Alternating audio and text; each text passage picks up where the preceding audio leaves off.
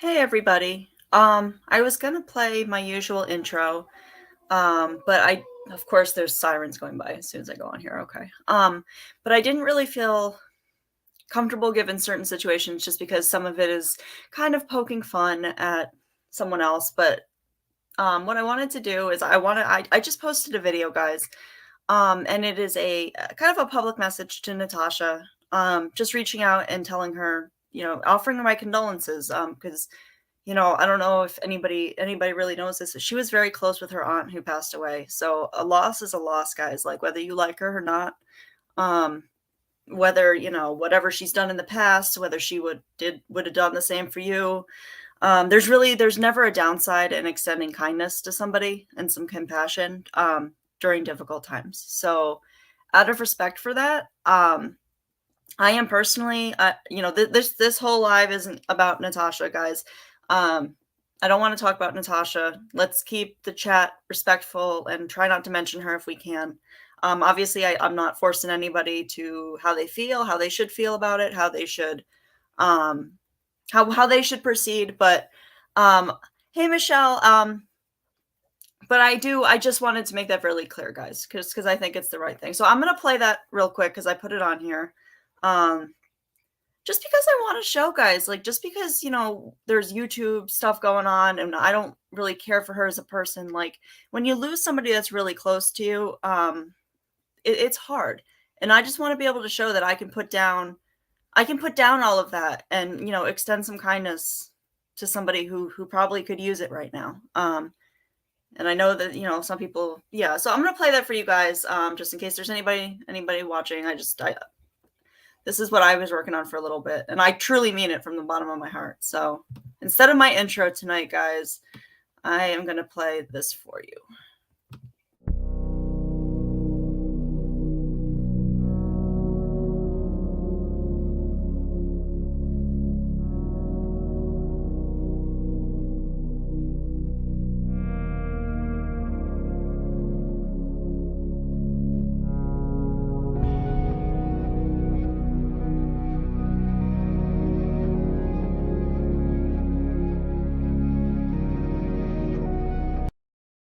All right, so I'm gonna leave it at that, guys. So, guys, please let's be respectful of Natasha right now, guys, in the chat. That's really the only place I have any control over anything, because she really is grieving, guys. This isn't like pretend. So, so we're gonna move on from that.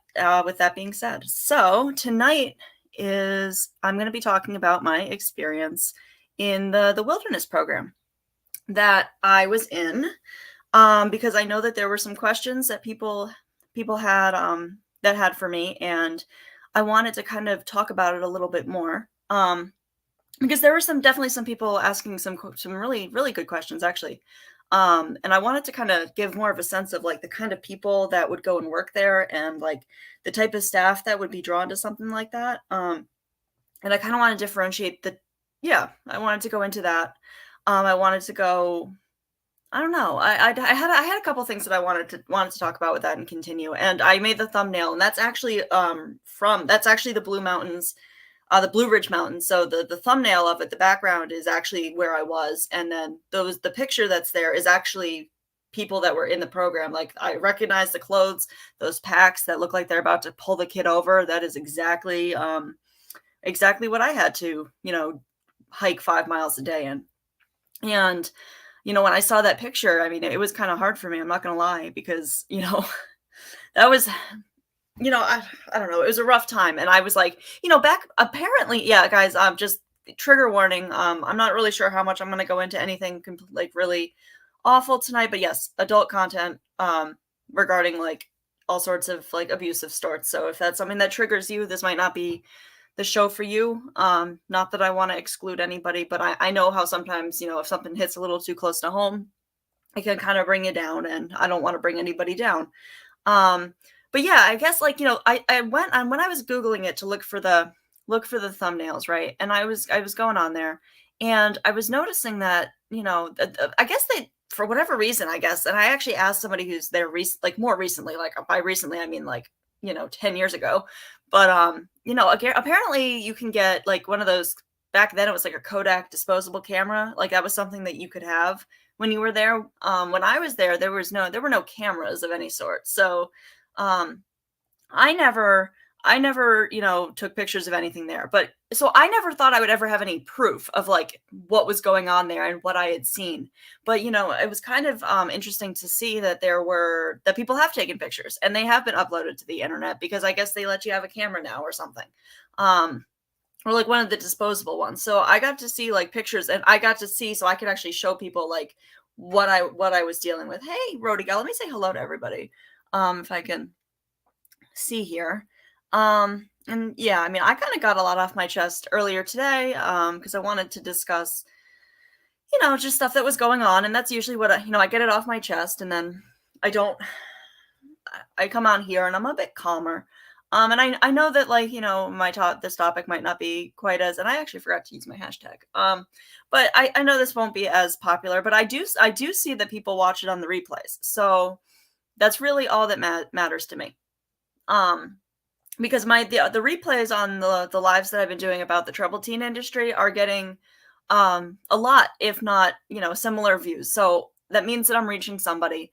Hey, hashtag shy. And guys, here's some exciting news. I'm not sure whether the video I just posted is gonna affect this. It might. I'm not gonna apologize for it. It's the right thing to do, and I mean it. And, like I said in the description, if people want to not be able to support me because I, care that somebody lost somebody who is very close to them, then, maybe this isn't the right channel for you anyway. So there you go. But I am almost at 500 subs, guys.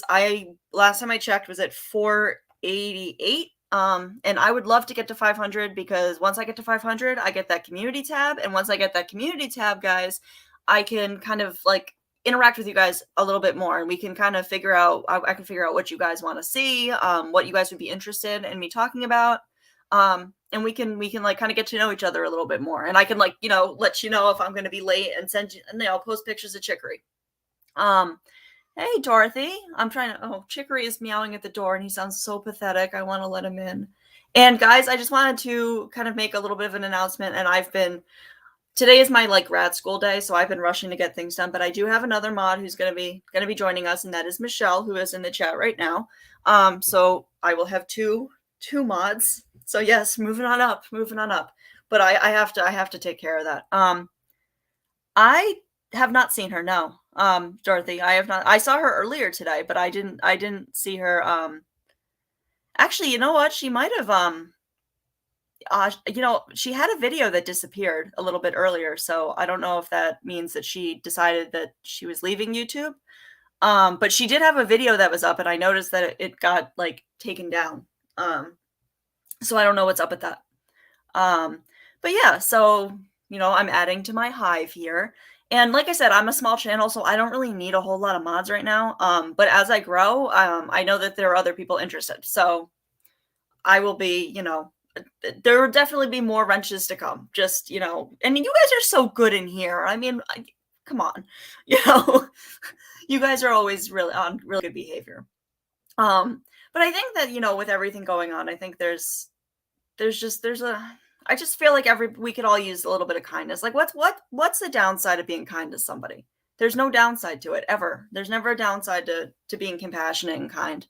Not in my experience anyway. So yeah, I am so close. I am. And you know what, guys? I mean, I'm excited for it because that way I can connect with you guys and we can like put together something that's like what you guys want to hear. But yeah, let's see.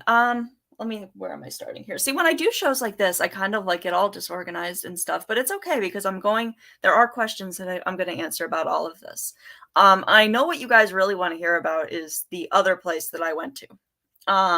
Because that's what I'll be talking about. I'm actually not talking about the wilderness program that I was at, in any of the stuff that I've talked about that will be coming out publicly. In fact, I hadn't even talked to my parents about it until my dad happened to see my live and happened to click on it at the moment where I said that I had never told my parents certain things about it. And they were, he was genuinely curious. because he thought I had had a good experience, and we had a really good conversation about that.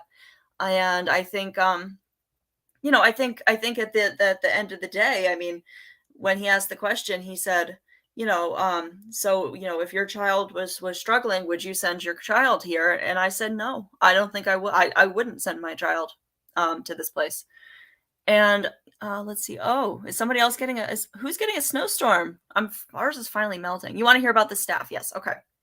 Well, so the staff there, they were usually young people. So usually, if I was to guess, I would, if I had to guess, I'd say 25 and under, like 18 to 20, well, 20 to 25, but 30 at the most. And it was mostly women. There were 3 men that I remember.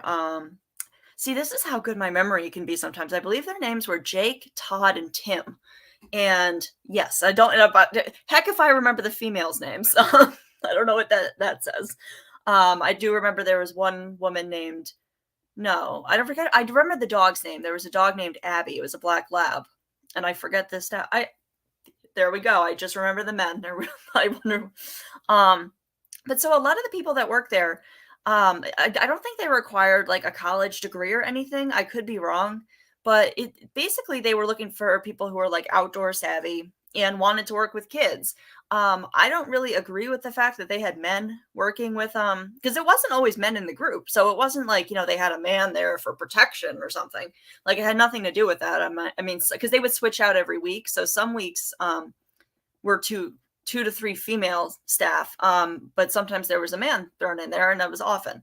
But when you have like teenage girls and you are living in close quarters in the middle of nowhere, where you can't help but kind of like be on top of each other, or if somebody's being unsafe, you have to sleep next to them. I don't know if there should be men working with the females in that regard. Yeah, they would, yeah, 24/7. So they would hike out. Well, they would be driven out there and they'd switch out when they would bring supplies, because a truck would find, they had a satellite phone. So every week there would be some new supplies dropped off, and they would switch out staff. So actually, when I graduated college, my first job out of college was working for a company called Eckerd Youth Alternatives. And they had these wilderness type camps. The difference between these camps, the camps that I worked at very, very, very briefly, and the one that I attended when I was, a teenager, was these ones are, they're paid for by the state. And it's basically like kids get sent there from the court system. It's not like their parents pay. Their parents pay. They don't even pay a dime to send their kid there. But I worked at one in New Hampshire, and then the one here in Rhode Island. But they're, as far as I know, the one in Rhode Island, well, I know the one in Rhode Island shut down. I don't know if it's still going on in New Hampshire. I had such a horrible experience there that yeah, so there were some military people there. Yep. There were, but a lot of them are like just outdoor enthusiasts. For me, it was because I had been to a program similar. So basically, even how it would work with me is there was a staff house, and every week, you would go back there for your days off, but on your days on, it's 24 hours a day. You're sleeping there with the kids. You're there 24/7. And there was like only 1 or 2 rest days a week, but you had no sense of time because there was no clocks, nothing. And nobody would tell you the time or what day it was. And yeah, but yeah, it is an entire week. So, I mean, there are people that really enjoy camping and really, really enjoy hiking, right? So, I mean, there's always going to be people that are into that kind of stuff and would enjoy that because it's like a vacation for them. And for the most part, when I was there, none of the girls that I was there with until the very end were necessarily out of control. At least not in my memory of it. I know that there were definitely some outbursts and definitely some things that happened. But the first time I had ever seen that, I don't know, Liberty Farmer, what kind of training to deal with kids. I'm not sure. So for the where I worked, the one where you had to, it was the state, you did need a college degree to work there, I believe. And it was salary. It would be great if it was hourly, but no, it was a salary job. It didn't pay great. Like, I think it paid maybe 30,000 a year. Something like that. I only worked there for a few months because I was so horribly triggered. Plus, they weren't giving winter coats to the children up here in the winter. And, I was a mandated reporter, so I had to call about that. You can't have kids in the snow, literally in the snow with no winter gear. That's abuse.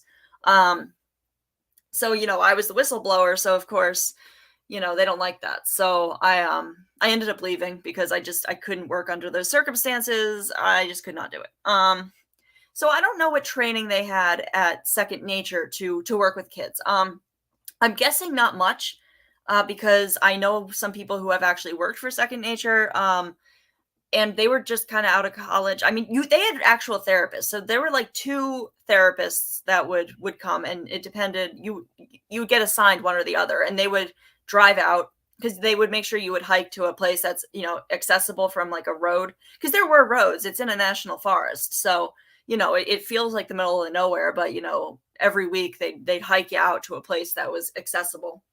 And you would see a therapist, like an actual therapist, and once a week, I believe. Or yeah, I think once a week. But as for the staff, I mean, they would run like group therapy. They would have these things called standing groups where, one of us could call a standing group at any time. So let's say I'm having an issue with something. I always use Rody Gal as my example. Let's say Rody Gal really upset me because Rody Gal made a comment that I didn't like. So I could call a standing group and I would make an I feel statement. So my I feel statement, and you had to do this, I kid you not, would be like, I feel angry. I feel angry when Rody Gal, says that I don't look good in these pants or whatever. I'm making that up because everybody wore the same thing. My hope for myself is that I can learn to handle when I have mean comments directed my way. And my hope for others is that they figure out why they're making those rude comments. And that was all day long. But there was like, I don't know if I would call it group therapy, but everybody, once they got there, got something called an impact letter from their parents, which was, literally stating every single event that got them to where they are. And you had to read it out loud. Hey, Nat. And you had to read it out loud to the group. And I forget what happened from there. I was traumatized from having to read that to the group because, like I said, my mom used some language in mine that I was very embarrassed to read aloud. And I'm sure they encouraged her to do that. And then afterwards, you have to write something called an accountability letter, which is addressing all of those things and admitting to things. So you would be like, for example, that I decided to, on so-and-so day, I decided to skip school and, go drinking with my friends. And then you'd write, I could have chosen to just go home or just something like that, but I chose to do this anyway. And they kept handing that back to me constantly. They were like, nope, this isn't it. There's more. You're keeping stuff out. You're lying. And you couldn't talk to the rest of the group until that process was over. So you get there on earth phase, and to graduate to fire phase, you had to, do this impact letter and your accountability letter, and they would fax it off. Like when the therapist would come, he'd pick up all your letters, and they would have fax like printouts of like letters from your parents. And I wanted to talk to people because, of course, like I didn't want to just talk to the staff, and even the staff wouldn't really talk to you until you finished all of this. It was just like you weren't allowed to speak, and I wanted to speak, so I made stuff up. I made all sorts of stuff up that I put in that letter, and my parents, until my dad happened to see my live on here like 2 weeks ago, thought I did. And they were things that I had never done. And some of them were really embarrassing things too. So yeah, so that was actually a good conversation. I don't know. I don't know if my dad subscribes, or he said he got a notification. So I would assume that means he subscribes. So hi, Dad, if you're watching this. Hold on a second. Yeah, like and the thing about it is that these private ones anyways, like, the ones that I worked for that were in this, like, by the state, they were kids that were coming in there from the court system. So it was basically an alternative to going to juvenile detention. So these were kids, like their parents didn't have to pay a dime. These are kids from, like low income, just a lot of them, it wasn't behavioral problems. It was more just like getting into, criminal stuff that they had been charged with. So it was a little different. So they had some oversight though. So at least like if you called the state and had a complaint, the state would come in and investigate that ideally. Um, but where I was, it's private, so nobody's gonna oversee it. Nobody. And like I said, this isn't like my story, but somebody else. I know for a fact, like there have been people who have had to watch somebody take their own life, like literally watch. And there's no, like, depending on how far out in the woods you are, like there's no help coming to you. There's no help. And that's why what always terrified me so much was because they were putting us in some really dangerous situations, like these hikes, that were just really like high up. I'm terrified of heights, but some of those, like, people could have gotten injured really quickly. There were times that we had to walk through a river upstream that were, it was really strong current, and your clothes were soaking wet, and we didn't have any clean clothing, and your pack would get wet too, and sometimes the food would get spoiled. So we would have to ration that because you only got supplies once a week. We didn't get any. We got for fresh fruit, I think we got 2 apples a week, and usually it would go bad before I would eat it. In terms of vegetables, you get a certain amount of vegetables, and you had to kind of like try and hide them in food. But other than that's it. Like the food was, for lunch you had tortillas and peanut butter. For dinner it was either beans and rice or this tricolored pasta with nasty sauce. And for breakfast it was literally dry oats, and people would mix it in with canned peaches and stuff. And the other kicker, though, is that you had to learn how to like bust a fire with a bow drill. And if you couldn't make the fire, and this is in Georgia, mind you, so it's very humid, you didn't eat hot. So there was a lot of times that you would eat cold beans and rice that wasn't cooked at all. And you had to eat it. You had to finish your portion. There wasn't how did they keep order? That's a good question. I'm not really sure how they kept order. I think that I'm not sure if I even remember. I wasn't really a defiant kid like that, so I knew that I was there, and a lot of us knew that we had, you had to behave to get out of there. So it was in your best interest to play the game. Plus nobody had any idea where they were, so good luck. There were people that tried to run away, but it never went well, because you'd get lost, and that's why they had dogs. There was usually always a dog that was trained to find people. There was one German Shepherd, really, really gorgeous German Shepherd named Duncan, who usually was, yeah, it kind of was fear-based because, like, if you wanted to leave and you lost track of time, like it turned out I was there for like 9 weeks. Who'd have thought? But you want to get out of there. You also don't want to get sent to a program after you get out. So it's in your best interest to behave. It really is. And I don't really remember anybody acting out in a way that was crazy. But like I said, my dad said that I was in the lightweight group. Yeah, I believe that is why they had dogs. I know that one of their dogs was Schutzhund trained. I'm not entirely sure what that means, but this dog was really well trained to do just about anything, and search and rescue. It was an ex-military dog. The woman who owned him was military, and he was trained to do all sorts of really interesting stuff. And so you don't go far, or Duncan was going to find you, or Abby. And there was another dog, Tucker, I believe was his name. And he was enormous. I don't know what breed Tucker was, but Tucker was a big dog. But most people, like, the thing about it though is that I don't know how we had energy, because you were forced to hike. Like, you had to go from one place to another, and you didn't have a choice. And if you were like refusing to move, because I'm gonna tell you right now, there were many times that I would just sit down and say, I hate all of you and I'm not moving. Everybody would have to wait, and then everybody would get mad at you. So they would put a lot of pressure. This is also like with going to bed. So I hate garlic, guys. So if somebody didn't chop the garlic up fine enough, and I had to eat something, or I had to eat like literal like dry rice or dry pasta with vegetables that weren't cooked, if you didn't finish your meal, everybody had to wait until you finished your meal. And sometimes we would be up quite late because, somebody didn't want to finish their meal. And that was the rough one, because there were times that I'm just really, really tired, and they wouldn't let you go to sleep until everybody did what they were told. They did medicate us out there. I definitely most of the girls were on medications when they were there. I'm not sure if I would have slept otherwise. But there were times where, we weren't in a tent, right? So it was just On the floor, you had this thing called like a ho-ho. It was a tarp, like staked down between two trees. There was no bottom, and it rains a lot in Georgia, especially in the summertime. So I was sleeping in literal puddles, and nothing ever dried.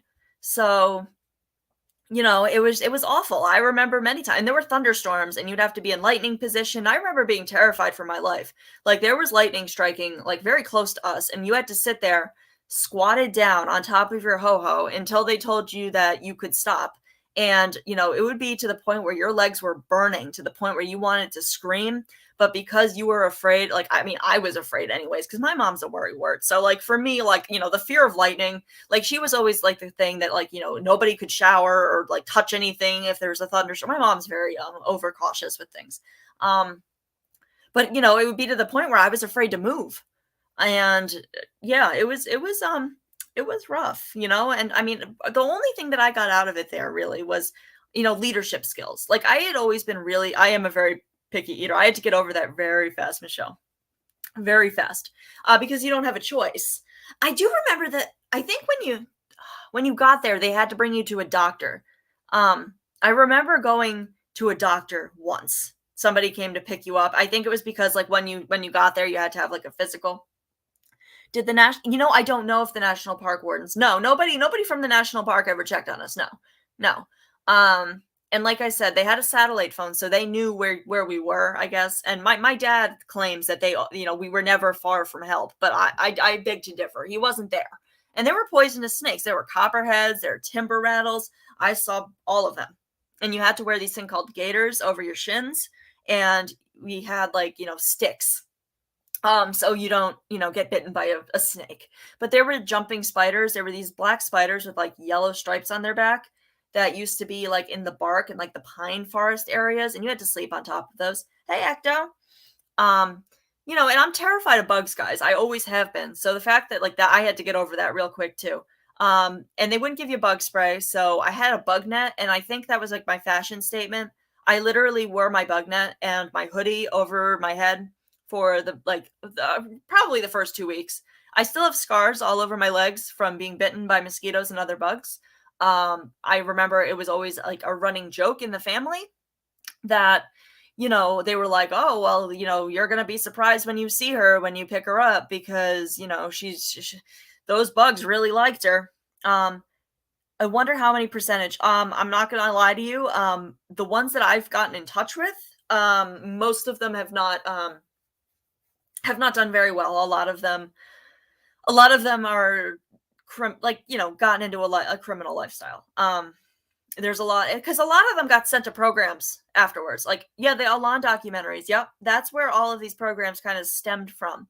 And well, second nature certainly didn't do any physical abuse besides like the rigorous hiking, and the packs that weigh as much as you do, where you're bent forward, and I'm guarantee you, I probably herniated discs there, and that's why my back like is the way it is, I guess. Yeah, I can't finish them either. Well, they didn't do anything like that. It was just more the circumstances of it. Imagine being like a 14-year-old kid living outside with the bare minimum things for survival, right? And you know, I don't know how accurate it was that we were never far from help. I beg to differ. But it certainly didn't feel that way. So mentally, you felt like you're all alone there. If you had one wrong step, and that's it, because there's nobody that's going to help you. And I felt like we were hiking, and some of the staff, like, they genuinely enjoyed hiking. So they would always pick like these crazy routes and stuff. And like you could earn privileges.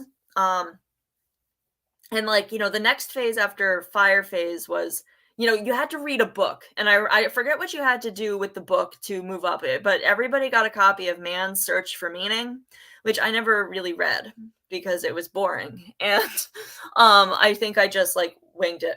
Oh, I'm glad, Amanda. Like I said, guys, this isn't going to be a particularly long live. I do want to go to bed relatively early, but I wanted to come on here and talk about it. Even though I know the big finale of all of this is going to be the next program I'm going to talk about. That's going to be the kicker. That's going to be the one that, yeah. And people were Right, right. Well, that's the thing, hashtag shy. The difference is though is that most kids were sent to a program afterwards. Most of us didn't go home. Because, my dad also, claims that this isn't true, but I also beg to differ on this, because I know it's done at other ones, but I believe that a lot of these programs get a kickback, for sending kids, and convincing parents that the right thing to do is to send their kid to one of these programs. And actually, I was under that impression until my dad told me a couple weeks ago that it was a family friend or somebody. No, I'm sorry, somebody from my high school that suggested the Hyde School. So thank you to that person. Thanks a lot. Because I was gonna come home, but thank you. Thank you for ruining my life. Um, I don't wish to know who it was, but right, a lot of kids though. I mean, with basically, the difference though is that it is fear-based hashtag shy. So here's the thing: like when I went home, I had in hindsight, I feel like it's disturbing. Like I had to ask my parents for permission to do everything. I asked for permission to go to the bathroom. I asked for permission to brush my teeth. I asked for permission to go to bed. I asked for permission to begin my meal. Because that's how you're trained to do it there. That's how everything worked. You had to. You couldn't be alone for any amount of time. Like even to go to the bathroom, you couldn't go very far. And with male staff there, that's a little, I don't know, a little uncomfortable. I'll tell you that right now. It's definitely very uncomfortable.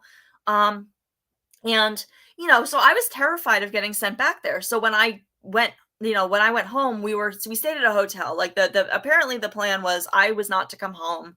I was to go to this summer program at this place, but it was in my best interest, according to them, that I did not come home. So we stayed in a hotel, and I yeah. So I basically was on my best behavior for quite some time. And it took me a lot to like deprogram from that because I was very programmed to, and I literally like, I, for a long time preferred sleeping on the floor.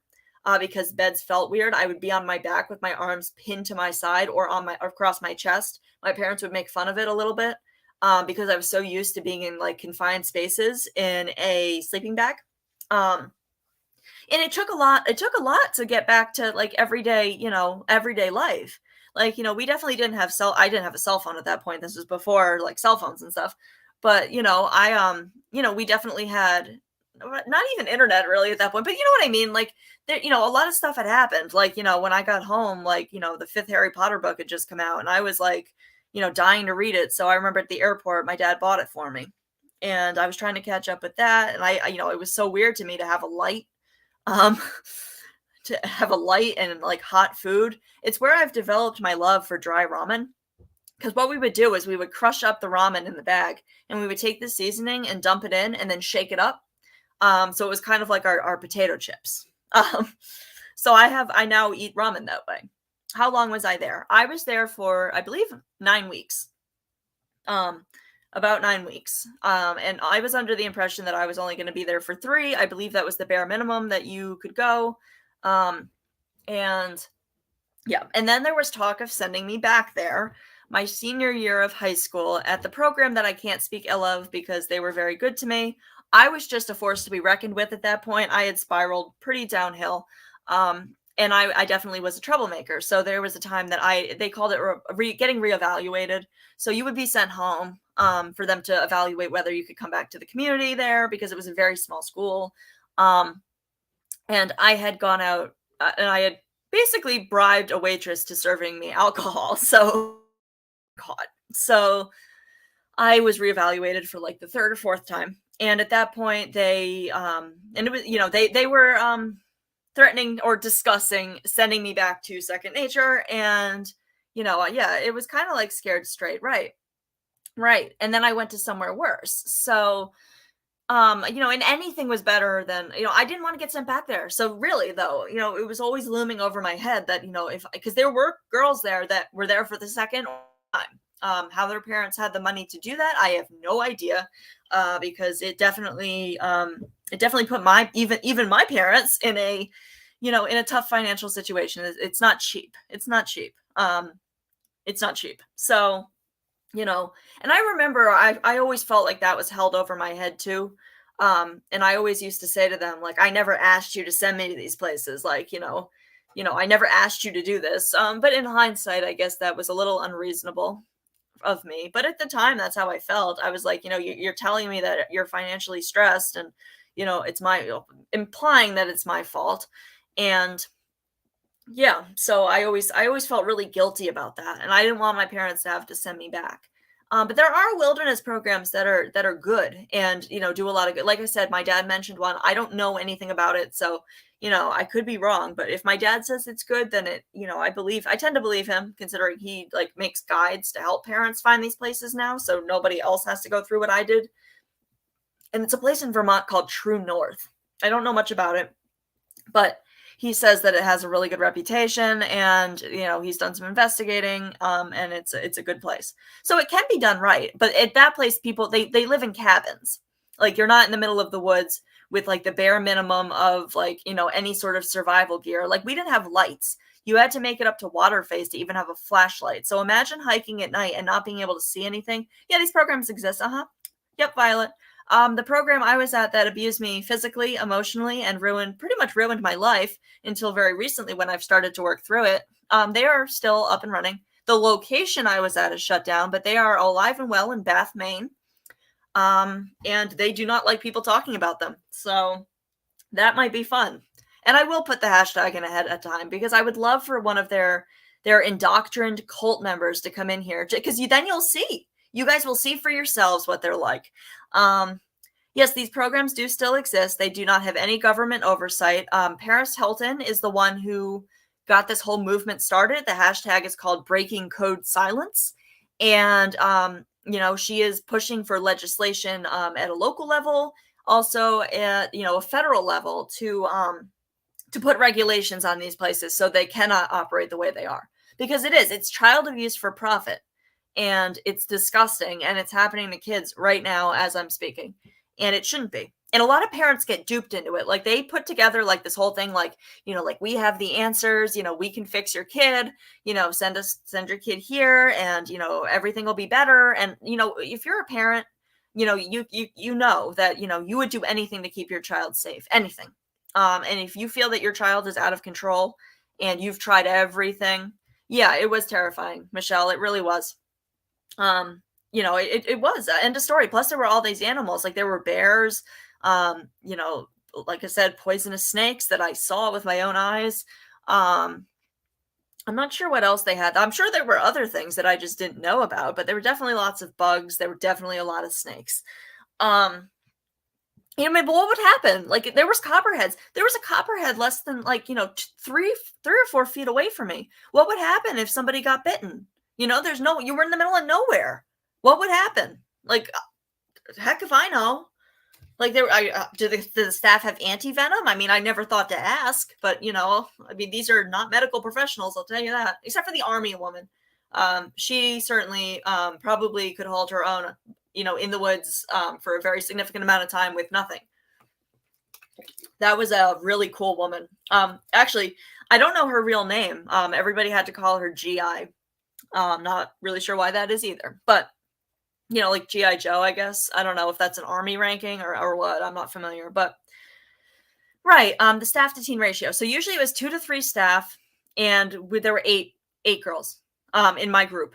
But when I left, they were bringing in more, so there were 10. And there was a girl that came in right before I left that was, like I said, guys, trigger warning, trigger warning, trigger warning. So we had canned fruit for, part of our meals. So she was self-harming with the tops of the canned fruit. And that was actually one of the most terrifying nights of my life, having to watch that be dealt with. They had to restrain her. She was screaming and yelling for hours, and we just had to ignore it. We just had to ignore it. And that was horrifying. I left a few days after she came. So, and then I guess but then that was the weird thing. When I left, they brought her out with staff, and it was a male staff. It was like a private hiking or something. And I remember being really weirded out by that. It was a male and a female, but at the same time, I just don't feel like that's not appropriate. There was one male staff who I suspected of being creepy with some of the older ones, like the 17-year-olds, or actually there were some that turned 18 while they were there and before they left.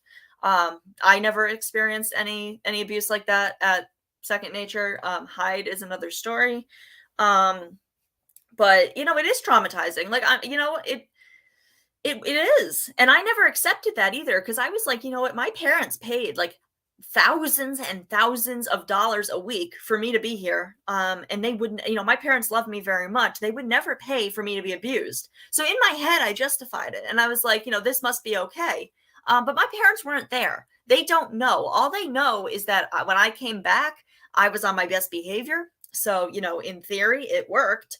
And I never spoke out about it. I would always say it was good. I've even spoken on the phone to parents to convince them to send their own children there. There was one girl who I reached out to recently to discuss that with because she was traumatized there too. And I wanted to apologize to her because I felt bad. Because, in my head, I told you like what I was paid, but mine was, I'm not sure what they made. This was in the very early 2000s. This was in like 2002, maybe. 2001, 2002. So it might not, but I was making, when I was working at the one that was like from the state, I was making 30 to 34. I believe I just looked like 30 to 34,000. It was salary. But it's 24/7, right? You get 2 days off and then you get brought back out and it's 24/7. Like if the kids don't go to sleep, like you're up all night. That's it, and you're not getting paid by the hour. So, but a lot of them were really outdoorsy, like hippie types, who just really enjoyed the outdoors, for some reason. So, I think a lot of them enjoyed it. And the staff were never anything. I don't believe that the staff were mostly a problem there. I think it was just the circumstances of the program. The staff, for the most part, were good people. Were kind to me. Like I said, Hyde is another story. Like get ready for that, guys. However, in wilderness, the staff wasn't really the problem. It was just the whole premise of it, of being in the middle of nowhere with all of these things that could potentially cause harm to a child. And a lot of the time I don't feel like the staff knew how to handle things, like if things were out of control. And I'm sure they did get out of control. I've blocked out a lot of it in terms of memory, like blocked a lot of it out. Because like I said, I've spent years, my adult life, justifying it, and I've never worked through it. And it's probably the more boring of what I've been through. I know that. But I wanted to address some things about it just because like there are a lot of people that had some questions about it. And I, like I said, if I can make a difference of, first of all, reaching somebody who's been through it, who wants to talk. Let me put my banner up. So my email is there.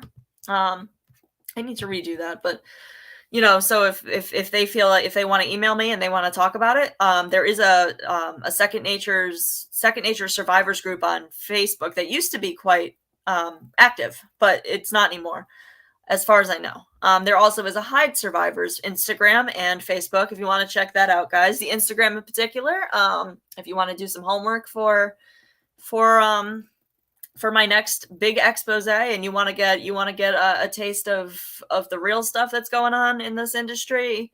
Yeah, it's called Hyde School Survivors, and they're probably going to try and strike me for even saying their name, so excuse me, part of my language. Joe Gald, you can suck it. Sorry. All right, B+ After Dark stuff.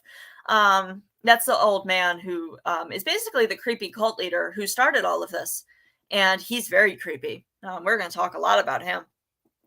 There were release forms. You had to turn over custody of your child, Michelle. I do know that.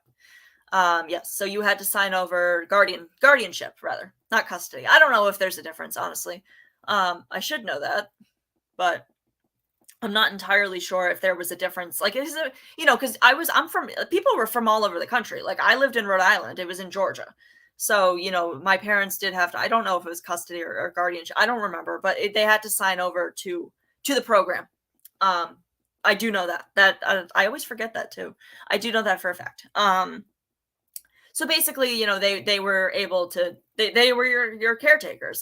When it comes to the boarding school, I don't think that was the case. I think that was unique to Second Nature or like wilderness programs. But I could be wrong. I mean, they could have signed that over to Hyde, and I just don't know. But I don't think they did. I don't think they did. And they chose Hyde because it wasn't far from where we lived, and my parents didn't want me to be far away. Like the other second nature program, there's one in Georgia and there's one in Utah. And apparently the one in Utah is for like more troubled teens than the one in Georgia, or whatever that means.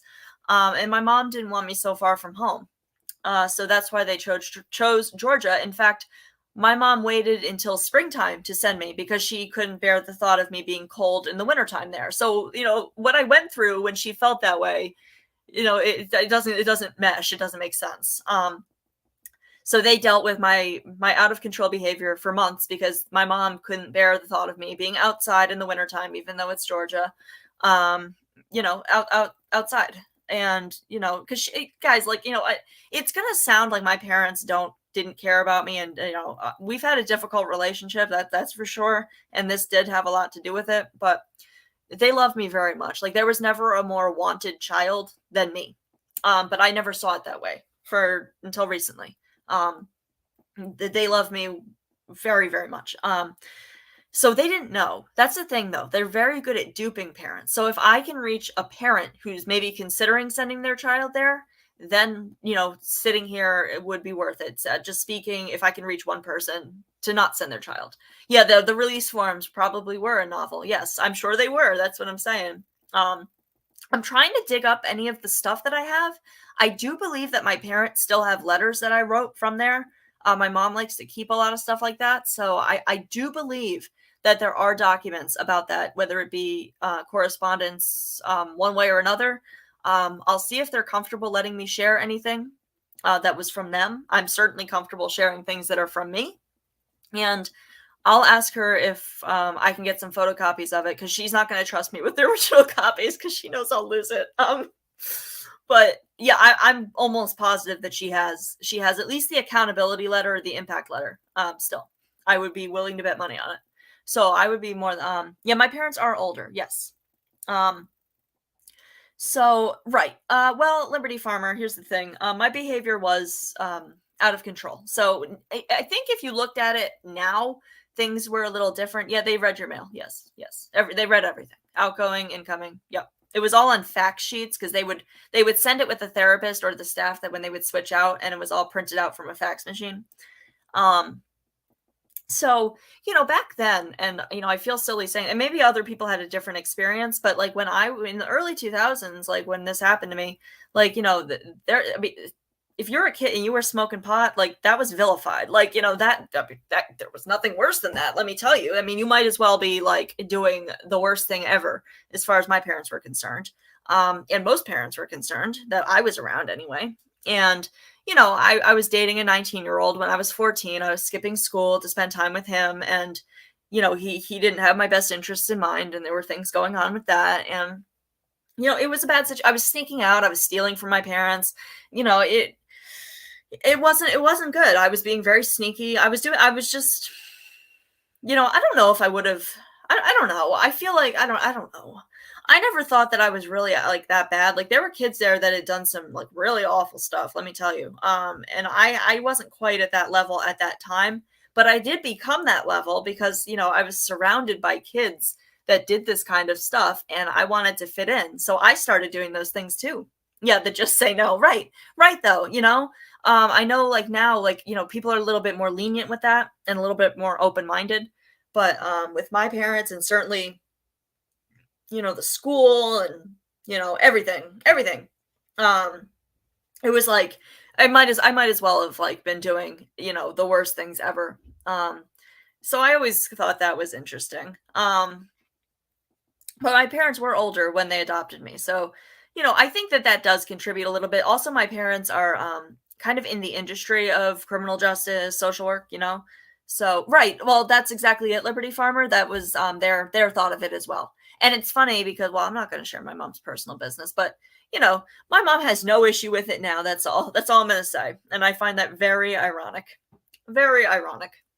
But times have changed and perception of certain things have changed. But yeah, my parents, I might as well have been doing that if I'm smoking pot, because as far as they were concerned, that's a drug and that's like, it's illegal. You can't do that.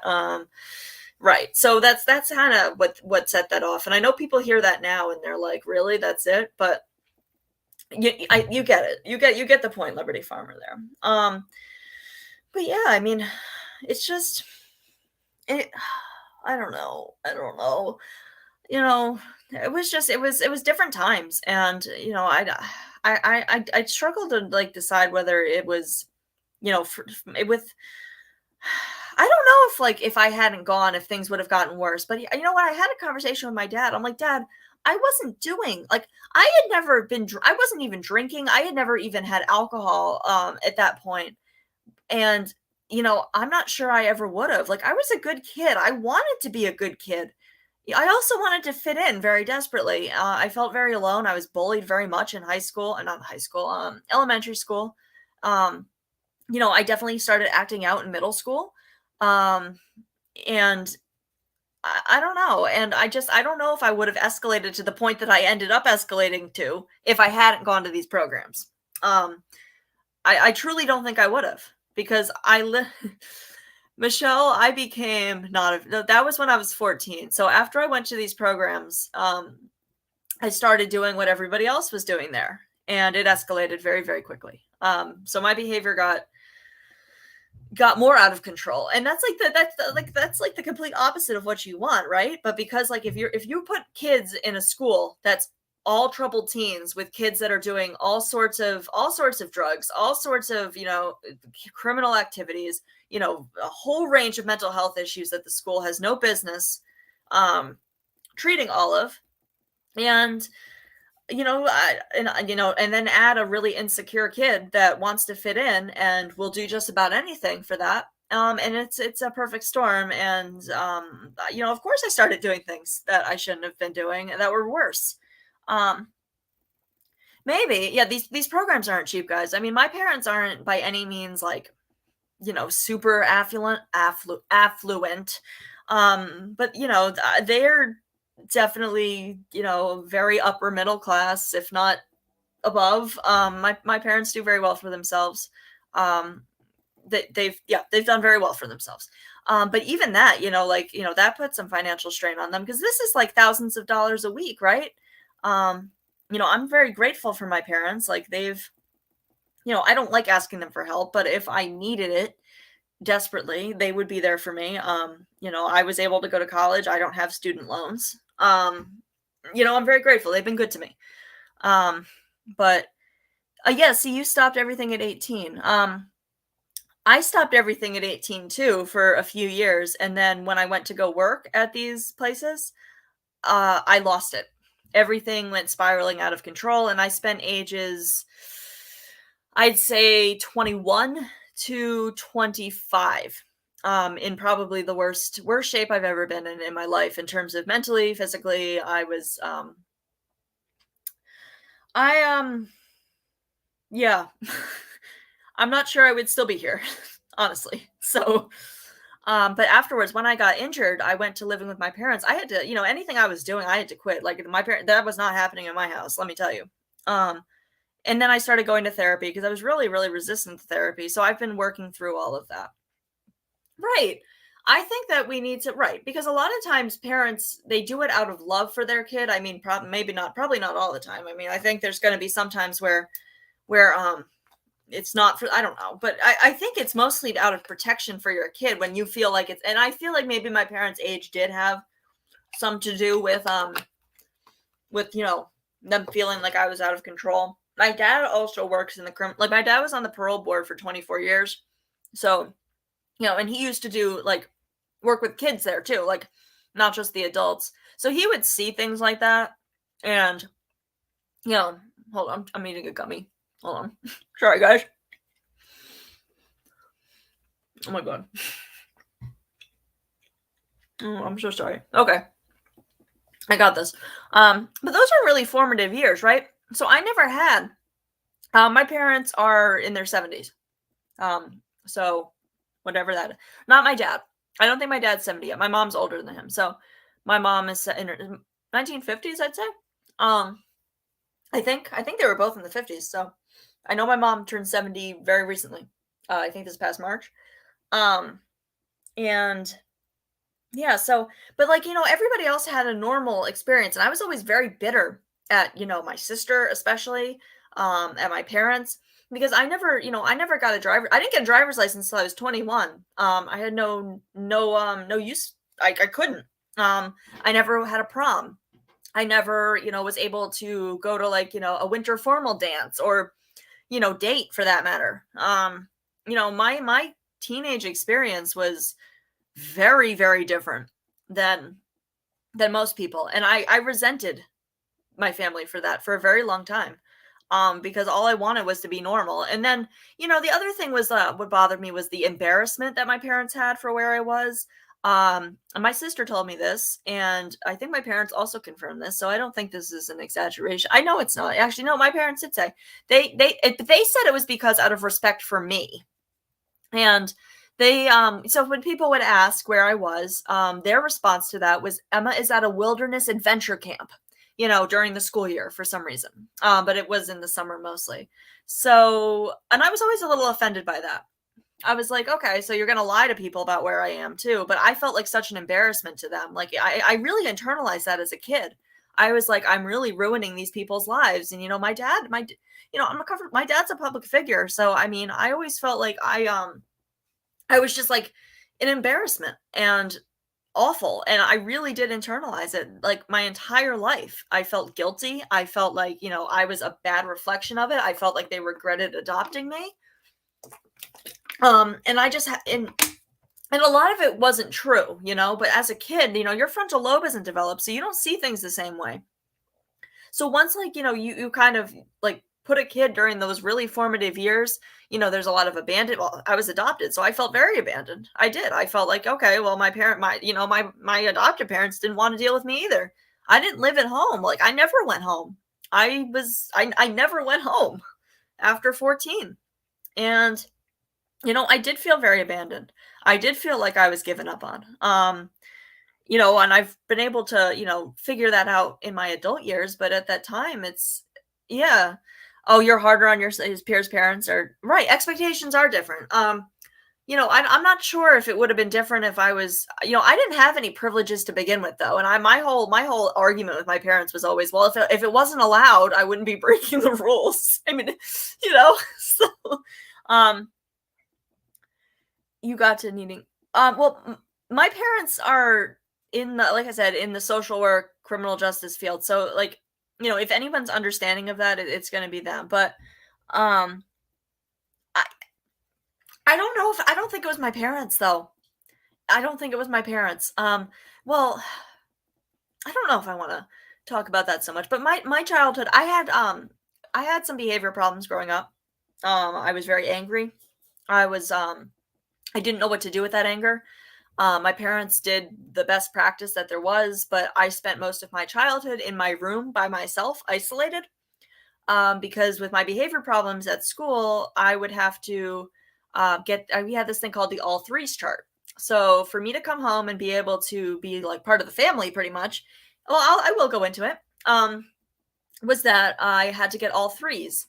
And I would never get all threes because I had ADHD that was unmedicated and undiagnosed and depression. And I was bullied relentlessly. But everybody was pointing the finger saying that I was the problem, even though I was getting eaten alive by kids. And my parents finally witnessed it. But, the solution was never to punish the bully. Oh, no, because the bully's parents were big donors of the school. So I had to leave and go to public school, which turned out to be a very good thing for me. But so I didn't spend a whole lot of time with the family. And I always resented my sister for that very much. And then I would misbehave at the dinner table, right? And my parents were really into etiquette. So like if I was sitting in the chair the wrong way or not using my knife and fork the way I was supposed to, like that was a big deal. And I think it's just different expectations based on like the time frame and stuff. Age stuff and what's acceptable. But yeah, I mean, it was rough for me. And I've had many conversations with them about that. My mom's whole quote is the only thing harder than living with Emma is being Emma. And she means that in the nicest way possible. I had a lot of struggles as a kid. I was, like I said, I was adopted. I came from, I had a really difficult childhood, end of story. And, in a lot of ways, I think my parents were saints for dealing with it. but at the same time, as a kid, you don't see it that way, right? So, there was one instance where, like I said, unmedicated ADHD. I was really hyper. My sister was an infant. She was in her stroller. I don't think she wasn't strapped in, and I took off with the stroller, and I pushed. I was pushing down the street, and it hit like a bump in the sidewalk, and my sister went flying. As an infant, I fell down. I scraped both of my knees. I was sobbing and like, screaming, and like nobody cared, and everybody only cared about my sister. Nobody cared that I scraped my knees. But as a child, like that's traumatizing. Like, for me, I didn't understand that. So that's what it was. So I was always in trouble. Always, always, always. Always, always, always. I was always in timeout. I was always losing every privilege. Yeah, it was bad. It was bad. But at the same time, my behavior was difficult. And my dad traveled a lot for his job. And my mom was left a lot. My parents also worked a lot. Um, a lot. So I was, usually, and what was really, really validating was at my sister's wedding. I was talking to the woman who was like basically my well, she was my babysitter for basically my entire life. More like a grandma figure. We called her Cookie. And she was at my sister's wedding, and she said that I was always a very pleasant and polite, good kid. And her saying that blew me away because she spent a lot of time with me, And I was like, I don't think I've ever heard that about myself from when I was a kid.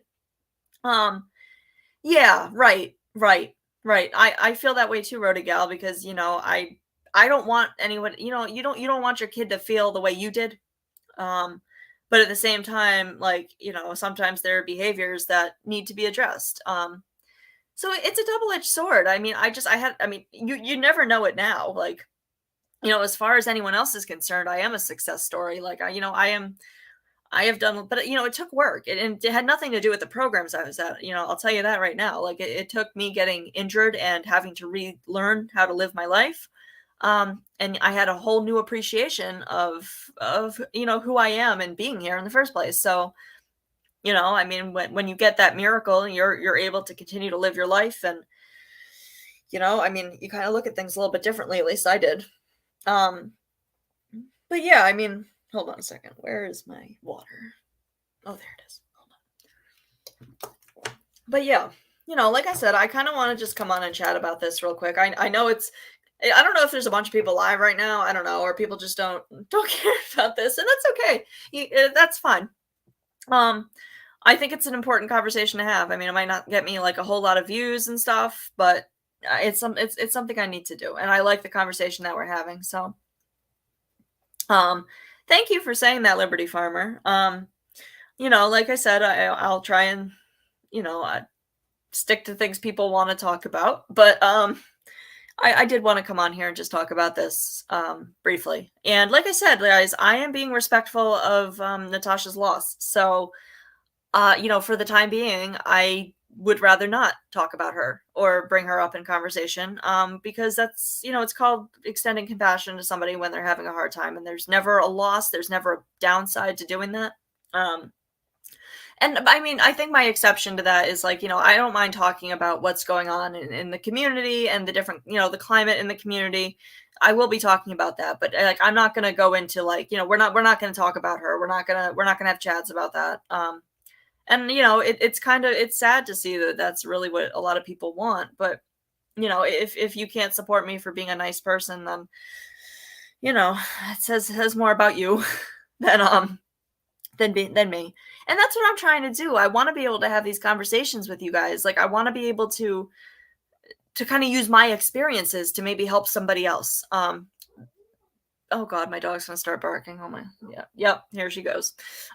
It's, oh Molly, oh sweetheart, I don't like that noise. But because there's really nothing that I'm like ashamed of at this point in my life. And if my experience can help somebody, whether it be like, what I've been through recovering from my injury and how it's affected my life since, yeah, there she goes. Molly, please stop. And oh, now she's just gonna do it louder. Oh boy. I heard that you guys can't really hear her though, so I'm just gonna keep talking and pretend she's not there. But yeah, if I can help somebody or like, talk about something that maybe somebody needs to talk about, like that's what I'm here for. That's what I'm here for. When it comes down to it, we're all looking for connection. And, I know that, when I talk about things like this, it's clearly not, incredibly popular, but if I reach the right person, then I'm doing my job and I have a platform. My platform might not be huge, um, but it's more people than I ever thought I'd have. And, I think maybe at this point, I'm confident. I hope I'll get to that 500. Um, I'm relatively close, or else everybody, unsubscribed to me while I've been on here for my video that I did. Which I hope not, guys, because I'm just a nice person. I can't help it. I'm not going to pretend to be anybody else on here. I'm not going to pretend that I don't care about somebody's feelings. I don't care what they've done. I don't care if they would do the same thing for me. I don't care how they've, if they didn't do it for somebody else. Like that stuff just doesn't matter, like to me right now. Like it's just called being a kind person. That's all. That's all. It's YouTube, right? So we don't have to, dig in our heels and pretend that we don't have a heart, because I know we do. I know we do, guys. And actually, I saw after I posted that video, I saw that she had done a community post where she did acknowledge that a lot of creators had reached out, and I'm really proud of everybody for that. Like that's good. I'm glad to see that. Um, because that just shows that, like, when push comes to shove, we can come together as a community, and we don't all have to be all like driven by hate and just, and then we don't need to pretend to not care because we want to put up a front. Like it's not about that, guys. We're all human beings. And a lot of the time, people are like, oh, she's sad fishing. No, guys, she was very close to this aunt, and it's her aunt did pass away. So I don't know what to tell you, but right, like that's the thing, guys. Yeah, she was very close with this person. This isn't sad fishing. It's not. So you know, I just want to be able. I'm just a nice person. I'm not the bad guy here. I never wanted to be. But I also want to speak my truth. I don't want to be silenced in saying what I feel or what I see. And I feel like I've done that. But yeah, I mean, obviously, a lot of people. I don't know who's live. Molly, please stop. But I'll have a more interesting live tomorrow, I guess. Tomorrow's one of the days that I have a lot of free time on my hands because I got all my schoolwork in tonight. But I'll probably be on like in the early afternoon, maybe morning, and then again at night, depending. I want to try to, not be up here till midnight anymore, because I'm waking up way too late and just being like super tired. I'm eating too late. The food that I is usually cold by the time I go out there, because I'll make food, and by the time I go out there, I have to microwave it. I'm not incredibly hungry right now, but I should eat something. But yeah, I mean, I'm really grateful to those of you who are joining me and listening. Like I said, I know that this isn't everybody's cup of tea.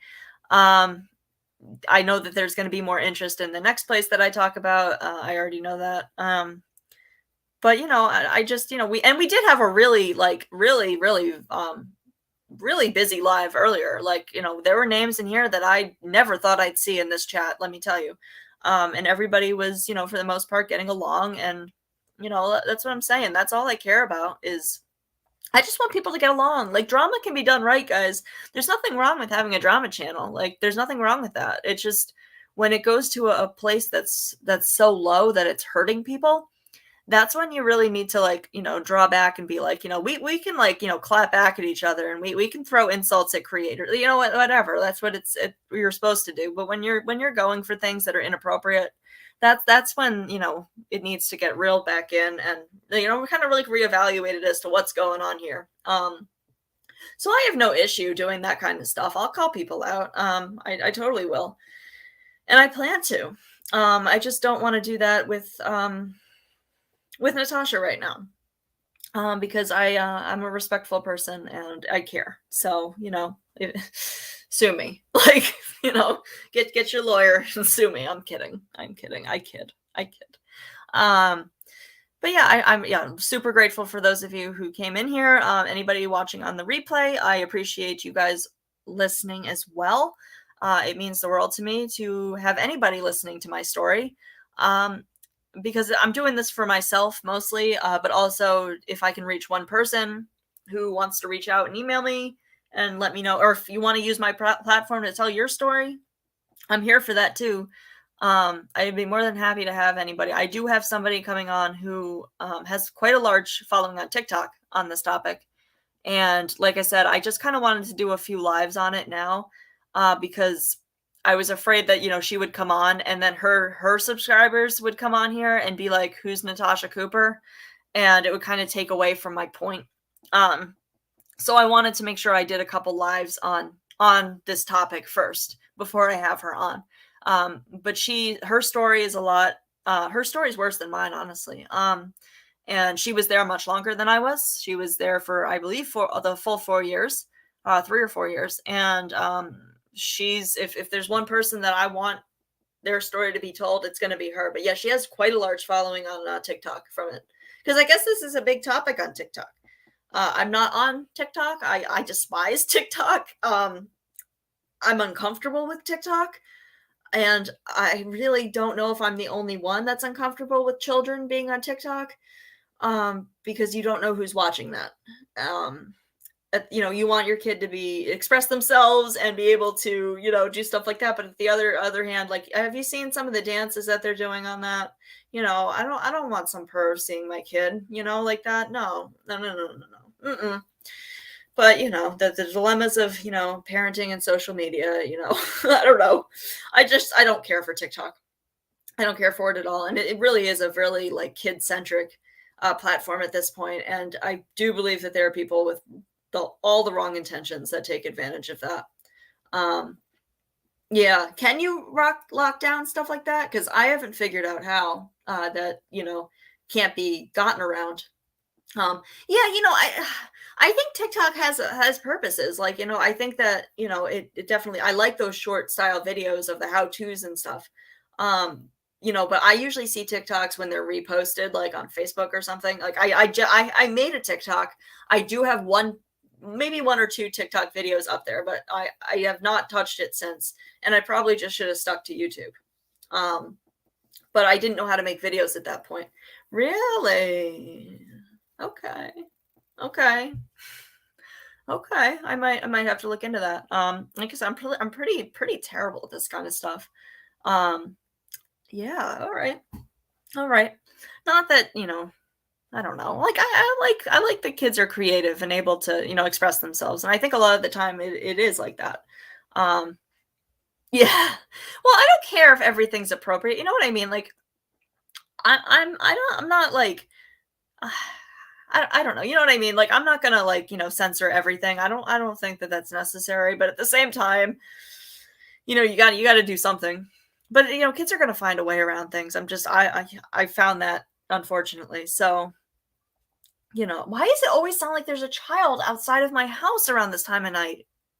Is that my cat? Is that Chicory? Chicory sometimes sounds like a child. If you step on him by accident, because he likes to go under your feet, he screeches, and it sounds like a little girl screaming. And it's his own fault. Like I can't help it. He goes under my feet. Sometimes I think he's trying to kill me, but I'm not sure. I'm his mama, so I don't know why he's trying to kill his mama. Hold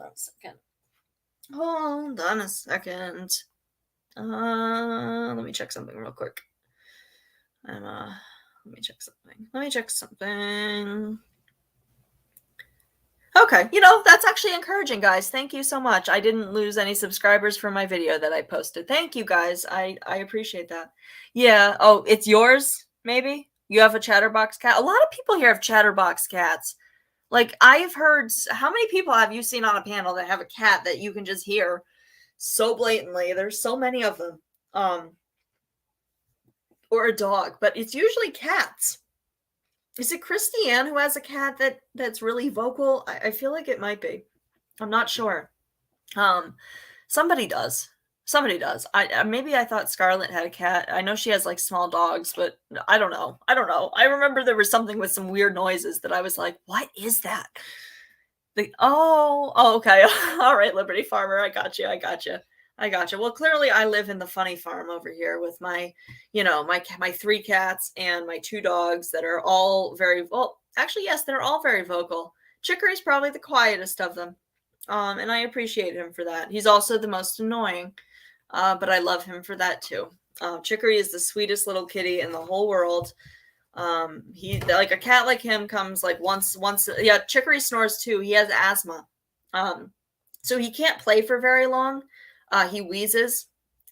So like if we're playing with like one of the dangly toys, like the cat dancer thing, um, I really have to be careful to not do it too long, or he can't breathe. And I found that out the hard way, and he yeah, it's bad. And so he doesn't seem to care though. So I mean, he's always like romping around and stuff, but he's definitely he's small too. He's a really small cat. He's very petite. My mom refuses to acknowledge that he's a boy. Like my mom is convinced otherwise, and I'm like, Mom, I promise you he's a boy kitty. Like I promise you that. I had him neutered. Like um you can't really argue that. But he is very petite, and he's like really, really, like he has this really pathetic meow. It's like meow, and like it's squeaking. He's squeaky. I call it, yeah. But Chicory's like a cat like him comes once in a lifetime. Once in a lifetime. Molly she barks in her sleep, but it's like a muted bark. Like it's really strange. I heard the first time I ever heard her do it, I was like, what is going on? Like I thought something was wrong. But no, she was just kind of, I told you she loves barking. It's her favorite thing ever. So even in her sleep, she barks. I mean, oh, she drives me crazy. She and I had a really good snuggle session today. And she really enjoys that. So, I was on the couch playing a video game, and she was snuggling with me, and he whimpers in his sleep. Yeah, dogs do dream. I mean, clearly, like Molly will also like romp, so she'll be moving. I've never seen my other dog do it. My other dog is really nervous. He has really bad anxiety, especially since when I boarded him, he got impaled on a fence, and had to have surgery. So ever since then, he's been a nervous wreck. So he's always like curled up in like the tiniest ball possible, and I feel terrible for him. Like he's a nervous wreck. It's bad. So I've never seen him dream like that. I've never seen him relax, to be honest with you. But Molly definitely does. Oh my God, I call my dog that. I call Molly Snuffy. I call her that. That's her name. I call her Snuffleupagus. I say, don't look at me with your snuffy eyes, because she's got those big eyelashes. A big eyelash. Snuffleupagus is terrifying. I used to call my sister Snuffy. That was my nickname for her, was Snuffleupagus. And she still signs her like any cards that she sends me. And actually, I just remembered she did text me, and she and I haven't talked recently, so I need to text her back. Yeah, and she had surgery recently, so I'm a bad sister. I'm terrible at keeping in touch. I feel bad. Like if I don't email or text somebody back, it's not personal. It's I'm terrible at it. Half the time, like I'll read the text, and I'm like, I'm gonna respond to that in a minute, because I'm doing something, and then I just forget about it. Yeah, I think they're happy and running too. I think Molly is she's finding her bunnies. She loves bunnies. And she knows the word too. Like sometimes I'll try to get her to do her response to bunny, and I'll go bunny. But she's too smart. She knows that bunnies don't live inside. So not in our house anyway.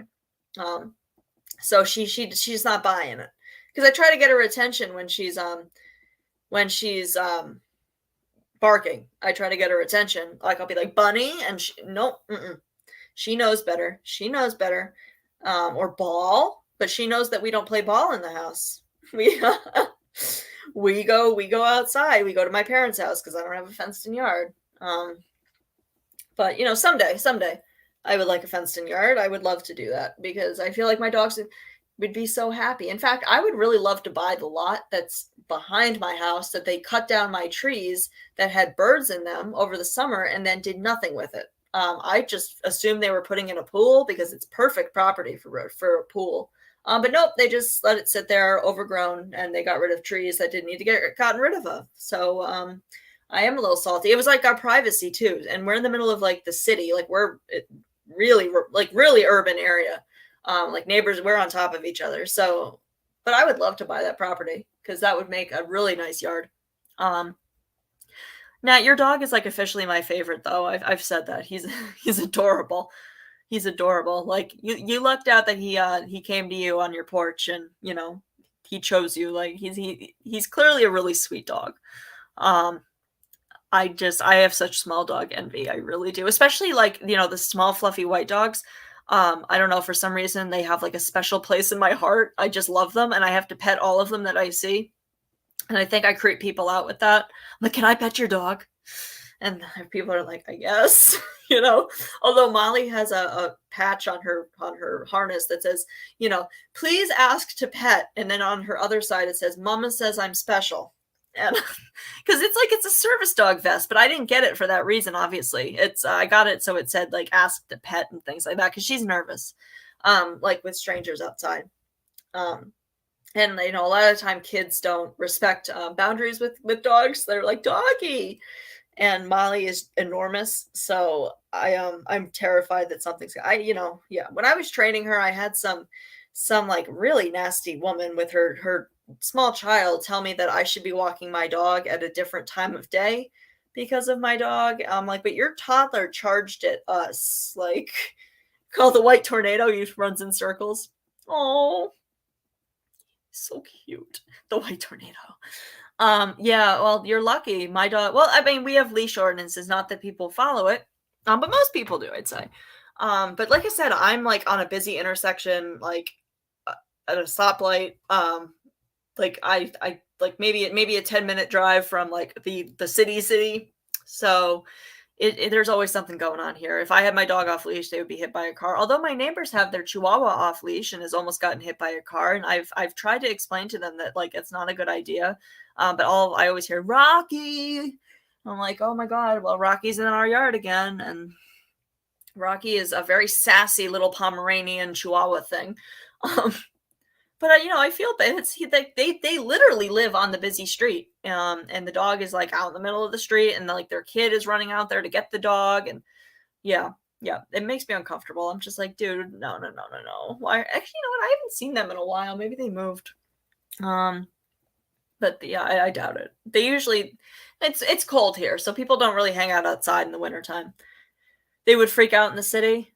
Yeah, my dogs would be happy in a rural area. Um, and I thought I didn't want to live in a rural area, and like I literally had an opportunity to live in a rural area, and I chose this. So he takes off. Yeah, yeah, yeah. Um, is it like friendly or is he like chasing them off? Because my dogs are friendly, but they're leash reactive, especially Traveler. So, like, if he's off leash, he's the sweetest dog and he gets along with everybody. But if the minute you put him on a leash, he reacts really badly and he lunges and growls and he puts up his heckles, like, the little like mohawk on his back. Um, yeah, and it's embarrassing. And Molly used to do that, but Molly's a good girl now. She's just smart. Traveler's not very bright. So like training him has just been like horrifyingly slow. Um, but Molly knows almost 20 commands. She is very smart. And she just needed to like calm down and get a grip with training. But she knows she heals. She pulls sometimes if there's a bunny, but it's good because she's enormous.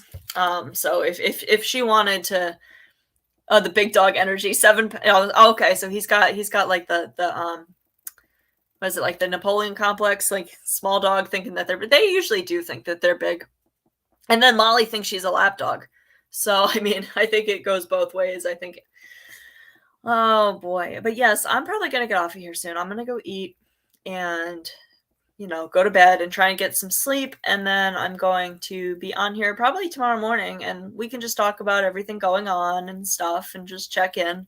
Like I said, I would like to avoid talking about, people who are having a hard time, like Natasha right now. I would like to. He thinks all dogs want to play. Yeah, not all dogs want to play. My dog had to learn that the hard way. But yeah, your dog is just adorable. You can tell that he's just super friendly. And my dogs are just super goofy.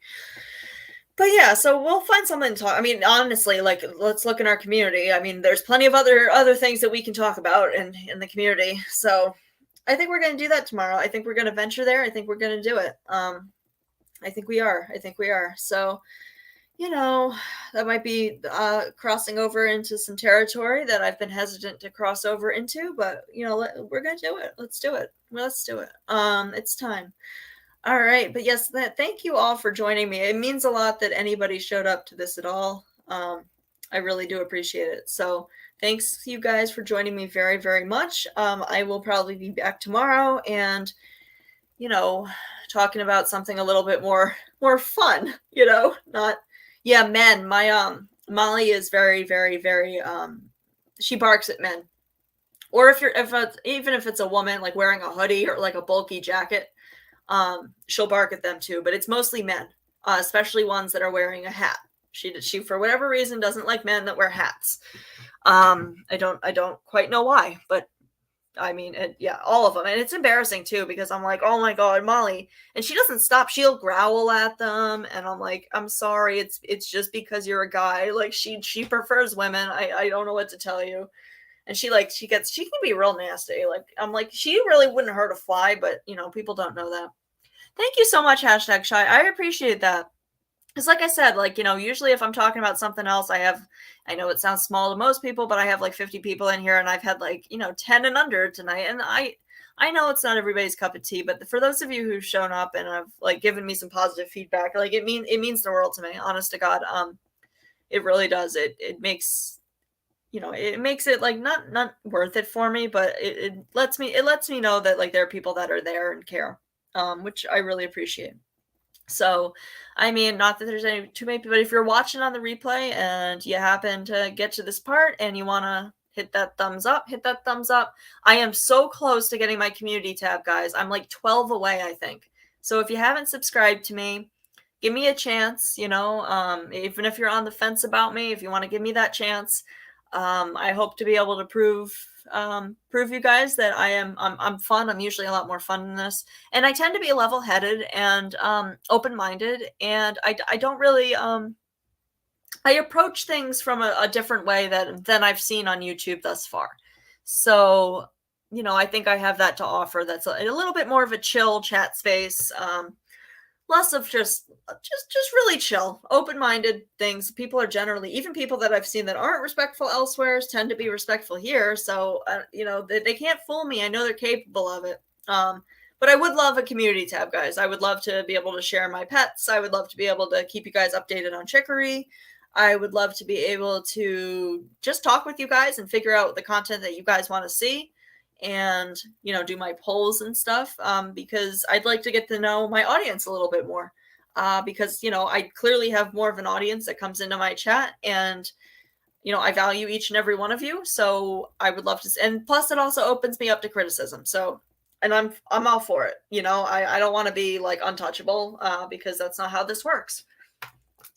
So if I'm doing something, you should be able to comment on it. And I'm not doing a whole lot of videos these days because I just don't want to anymore, for now anyway. All right, guys, so I'm going to go eat because the bright lights on here gives me a headache real bad. But I enjoyed hanging out, speaking with all of you guys, and I appreciate each and every one of you. And I hope you guys join me tomorrow. All right, good night, guys. Stay safe on those YouTube streets. They've been quite rocky. You know, don't do anything I wouldn't do.